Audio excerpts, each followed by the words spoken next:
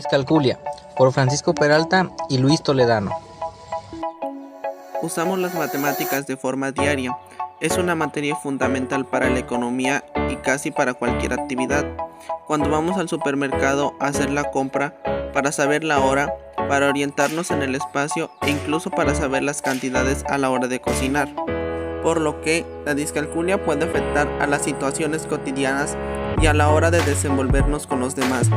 Hoy queremos contarte qué es la discalculia, tipos y algunos ejercicios para mejorarla. La discalculia es a las matemáticas lo que la dislexia al lenguaje.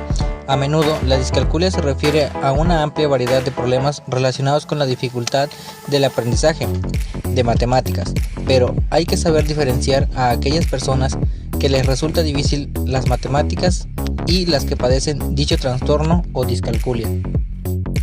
¿Qué es la discalculia? La discalculia se define como la dificultad en el aprendizaje de las matemáticas. DAM es una condición neurológica que dificulta la comprensión de las matemáticas y las tareas relacionadas con esta materia. El niño que sufre discalculia es aquel que confunde los números y los signos y no consigue realizar los cálculos mentales ni trabajar con abstracciones. A menudo, estos niños encuentran muchas dificultades durante su etapa escolar, ya que la asignatura de matemáticas es una de las más importantes. La discalculia se refiere a la disfunción en las conexiones neuronales que procesan el lenguaje numérico. Se calcula que este trastorno se encuentra presente en el 4.5% de los niños en situación escolar, siguiendo una distribución similar entre niños y niñas. Es raro que se diagnostique y más aún que se trate de forma adecuada, pero son varias las formas en las que se puede ayudar a los niños que la padecen. Tipos de discalculia. Existen diferentes tipos de discalculia. A continuación, te detallamos el tipo de discalculia y la dificultad que presenta cada una de ellas. Discalculia verbal. Este tipo de trastorno se refiere a la dificultad que presenta, en este caso el niño, para nombrar las cantidades matemáticas, números, términos, símbolos y relaciones entre sí. Es la incapacidad para entender los conceptos matemáticos y las relaciones presentadas oralmente. Discalculia praggnóstica consiste en un trastorno en la manipulación de objetos, es decir, que repercute en la realización de comparaciones entre cantidades y tamaños, etc. Con este tipo de discalculia, los niños presentan dificultad para enumerar, comprar y manipular objetos matemáticamente. Discalculia léxica. Este es el tipo de discalculia más común. Se refiere a la dificultad en la habilidad para leer símbolos matemáticos o números. Discalculia ideognóstica. Este tipo se refiere a la dificultad que tiene el niño para realizar operaciones mentales. Presentan inhabilidad para entender conceptos matemáticos. Discalculia operacional.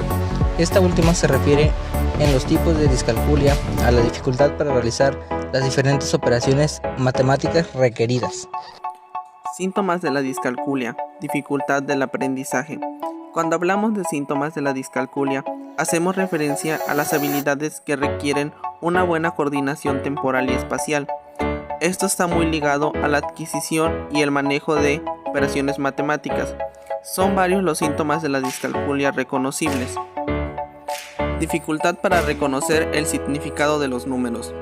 Dificultad para agrupar objetos en cantidades. Dificultad para reconocer grupos y compararlos usando conceptos relacionados con el tamaño. Dificultad para aprender a contar, emparejar números con cantidades, etc. A medida que avanza el aprendizaje escolar, los errores del niño también aumentan. Dificultad para resolver problemas matemáticos sencillos que implican sumas, restas, multiplicaciones y divisiones. Dificultad para realizar operaciones matemáticas. Dificultad para recordar las tablas de multiplicar, las unidades de medida, etc. Dificultad para realizar series numéricas. Incapacidad o dificultad para escribir de forma correcta los números. Posibles causas de los diferentes tipos de discalculia. Causas biológicas. En ocasiones pueden ser un problema genético.